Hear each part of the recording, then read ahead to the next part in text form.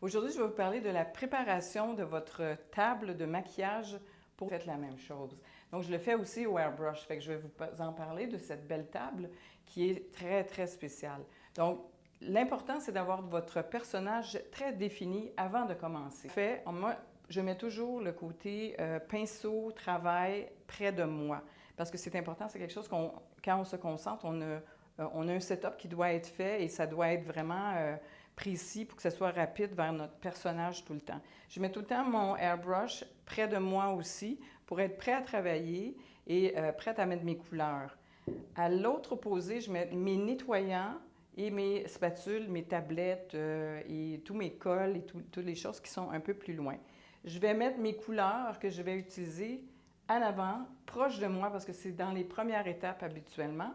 Mais dans ce cas-ci, c'est la prothèse qui va être la première chose à mettre. Donc, je dois mettre mes cols, mes cols à base de crème qui vont faire mes liens et mes spatules et préparer mon personnage avec les préparatifs. Donc, tout à l'heure, je vais vous parler aussi des étapes par étape, quand on prépare le personnage.